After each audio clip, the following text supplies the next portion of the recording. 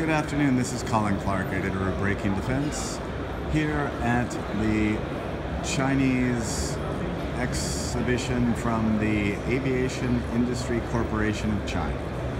They've got an interesting display of aircraft. That's the J-31, the dark one on the bottom, the JF-17 above it,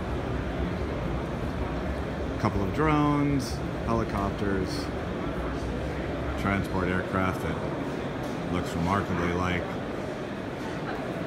an M400.